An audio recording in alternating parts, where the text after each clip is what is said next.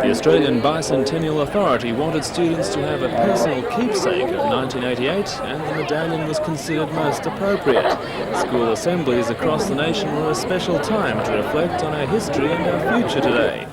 Not all 3 million students necessarily wanted to accept the medallion. Aboriginal students were given the option of declining. Many chose to read a statement prepared by the New South Wales Teachers Federation and the New South Wales Aboriginal Education Group.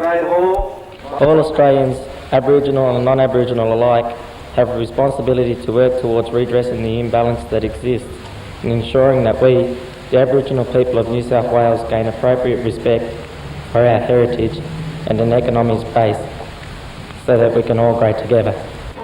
Most senior students eagerly accepted the medallion, which is about twice the size of a 20-cent piece and made of the same metal.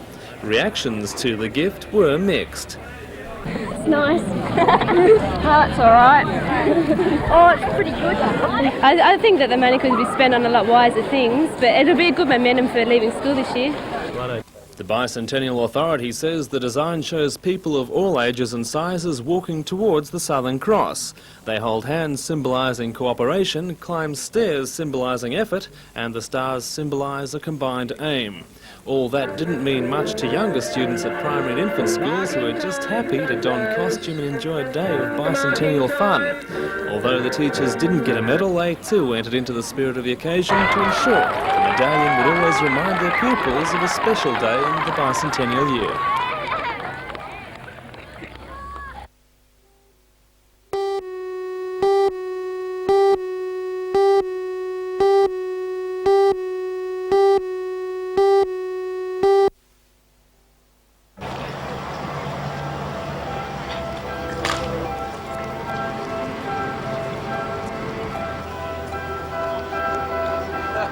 The farewell was more subdued than the fleet's spectacular entry into Newcastle on Friday, but there was no shortage of spectators anxious to witness every moment of this unique reenactment.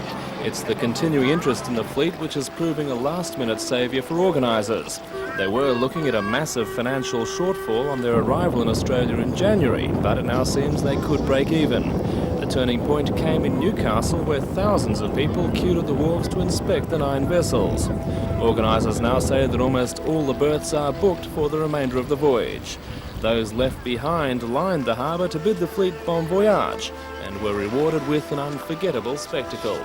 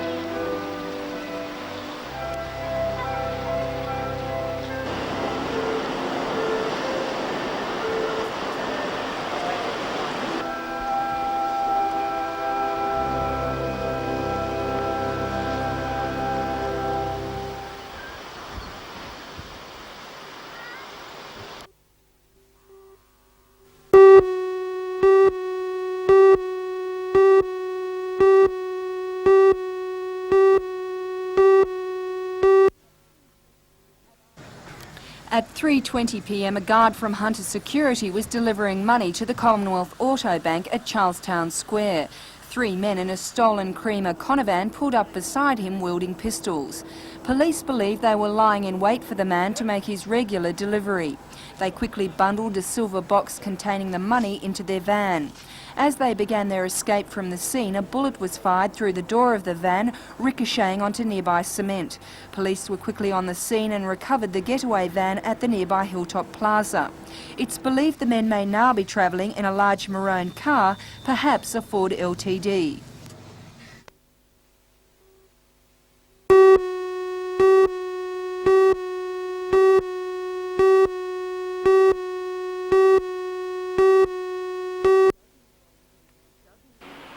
Dozens of volunteers answered an appeal for help and kept nearly a 3-day vigil over the whale. After being found on Saturday, volunteers moved her to Cabbage Tree Bay after spending the night in a nearby brackish lagoon.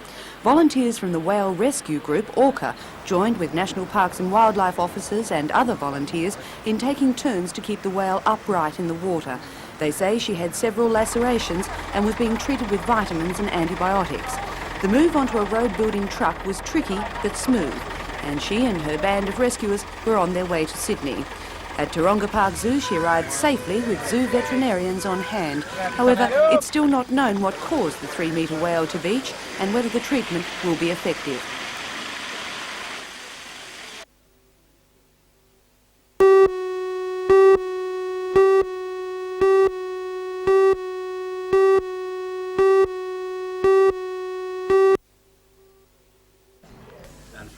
Months ago, the Newcastle Rotary Club decided that a photographic record of the history of the harbour foreshore would be an ideal gift to the city.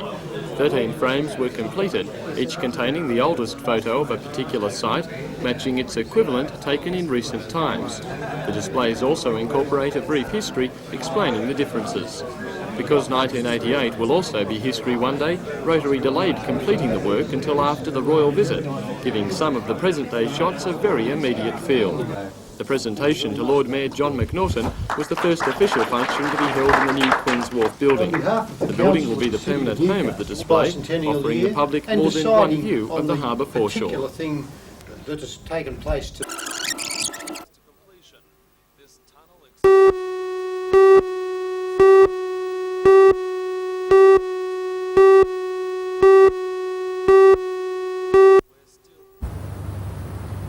The largest tonnage of exports for any port in Australia is moved through Newcastle. While coal is the leader in bulk cargoes, the HRAC says the port's potential for wheat and wool is being ignored. The association claims a continuing fall in the primary products has ramifications for all hunter councils. Chief Executive Gary Pullen. They're very concerned because, in their view, the success and the development and growth of the hunter region is linked to Newcastle and vice versa. And anything that affects Newcastle, if the port, for instance, is being underutilised, has an effect, in their view, on the rest of the region. The HRAC consists of 13 hunter region councils, excluding Newcastle and Lake Macquarie, which plan to lobby the government for financial incentives to increase exports. Mr Pullen says the future of the region could be at stake. The utilisation of the port must grow, because if it's not growing, it is declining, and that would have quite a detrimental effect on Newcastle and the hunter region. The state government admits that the volume of wheat being shipped from Newcastle has decreased in recent years, but says this is mainly due to a drop in the total volume exported from New South Wales. According to the Newcastle Grain Handling Terminal, all the wheat now being exported can be processed using single shifts. The terminal could double its capacity through extra shifts. However, Newcastle is likely to see a fall in tonnage following the opening of an ultra-modern grain handling terminal at Port Kembla later this year. It is thought that terminal will service some of the areas which previously fed into Newcastle. However, the HRAC's battle to increase wool exports may be even more difficult. According to Newcastle's only wool exporter, Newcastle Cargo Services, shipping movements are the main restriction. The company exports through Newcastle about 3% of the 200,000 bales it handles each season as top-up cargo on ships picking up aluminium. The major shipping lines which carry wool call only at Sydney. The flow of wool to Sydney has also been encouraged by a new agreement between the shipping lines and the Australian Wool Council, which requires growers to pay the cost of transport to Sydney. According to Newcastle Cargo Services manager Neil Barneycoat, the agreement encourages growers to bypass Newcastle, with ramifications for his company and the city itself. If they do that, this dump will then have no option but to close. It is the only dump in Newcastle, and once that facility leaves, I would see that all the wool that would then bypass Newcastle into Sydney.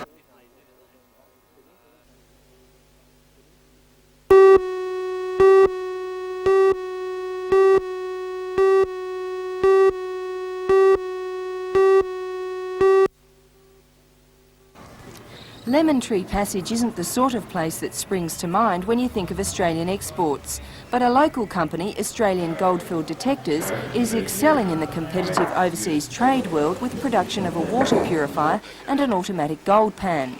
Since Darryl Jones began exporting 3 years ago, business has boomed, and he now does more than $2 million worth of trade with regions as diverse as the USA, the Middle East and Asia. And recently the company received public recognition for its work by winning an Industry Export Award for their overseas sales success. It was originally an import replacement business that we started. We were importing American-made goods, and when the Australian currency went weak against the American currency, we looked initially to do import replacement. About 3 years ago, the Australian currency crashed even further, and at that time I felt we may very well have an exportable product. And I went to America 3 years ago, took samples, and came back with our first export order. Darryl Jones admits that some people might think gold sifters are a strange line, but he says he's had links with the goldfield since he was a young child. He's adamant that the company's current success is not the end of the line. They already have new products in the pipeline. I was born in Bendigo. My father was in the gold industry. Both grandfathers were in the gold business. And in my business career, I've been involved with gold recovery products now for some 22 years. So it was a natural, really.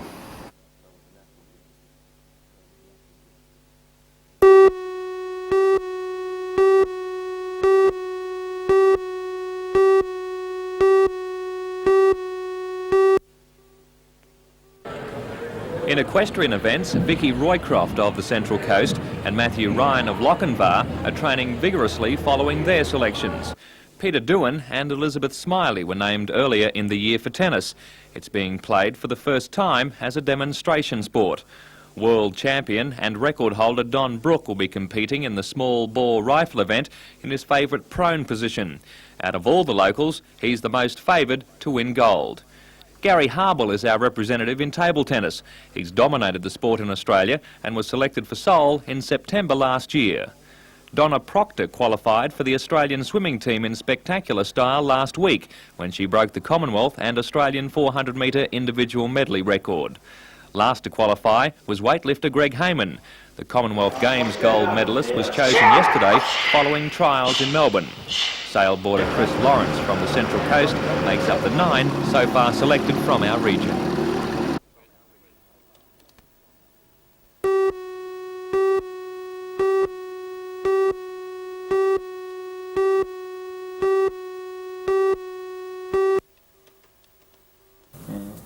As the tendering process for the frigates continues, the race is now on between the two consortiums to prove to the Defence Department that they can build the frigates more economically. The Defence Department has brought to Australia Lou Chirillo, a US productivity management expert. He's employed on a national shipbuilding research program and studied the methods used by different yards in Europe and Japan. He is convinced that the methods used by a Japanese company, IHI, is by far the most superior. According to Mr Chirillo, Carrington Slipways, which is part of the AWS consortium, already uses many of the IHI methods, but he's been briefing them on how to integrate other aspects for construction of the frigates. We can set up a production line, every bit is equivalent to the automobile production line with all of the savings inherent in an automobile production line. So what does that mean, that you don't have people waiting around for work? What it means is we can get very sharp productivity indicators. We've also eliminated the greatest loss in any industrial process, that's people waiting for work. According to Don Laverick of Carrington Slipways, the next few months are going to be crucial in the tendering process. Most of waste time is in waiting for materials or information. This is a very planned approach to having everything developed on exactly how you will build things at the design stage. At the present time we have ships designed and then we plan how to build them. This combines the two and looks for the very best method of building the ships. The build strategy is probably what will win the contract.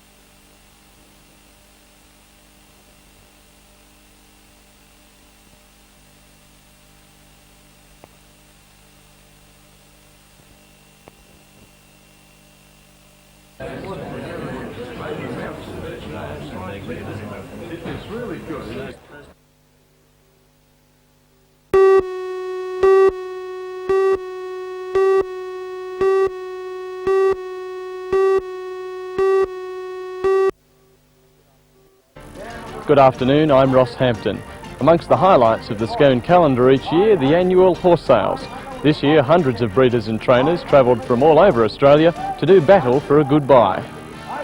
For all the news, join us tonight at 6.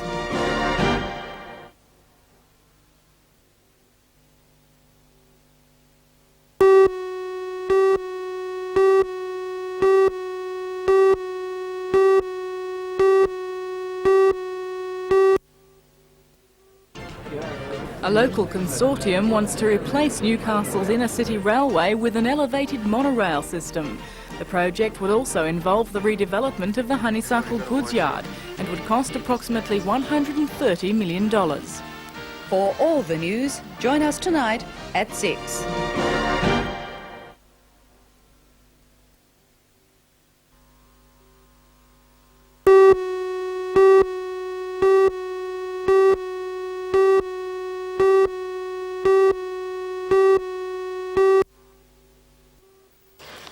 About 200 cadet and adult St John Ambulance volunteers from Newcastle, Lake Macquarie and the Hunter took part in the highlight of St John Week.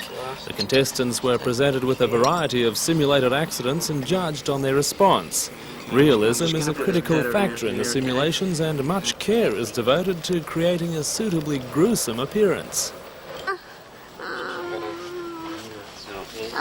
The first aid competition isn't just for training. Organisers hope that this challenge will encourage St John Ambulance members to take on the organisation's main role as a volunteer first aid service. District Staff Officer Ron Ferrier says the service faces an unprecedented public demand. I think a lot of the public these days are more aware, more conscious of the fact that wherever there's a lot of the public these days are more aware. Gatherings more conscious of the fact that wherever there's services of St John are really required, and, public gatherings of people, that the services of St John.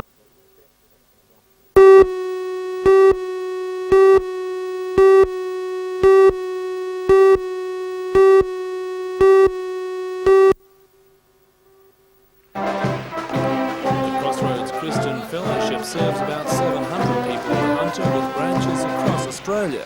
The birthday party was a rewarding moment for co-founder Hilton Hayes. After 2 decades helping handicapped people in the community, he's happy to see the Richmond report under review. I think a review is a good idea. All these things must be tried and tested. The party was also an occasion to celebrate Crossroads' first step as an international fellowship. We're starting at Vancouver. We have a group called the Joy Fellowship, which said they would be affiliated with the World Crossroads Christian Fellowship for Handicapped.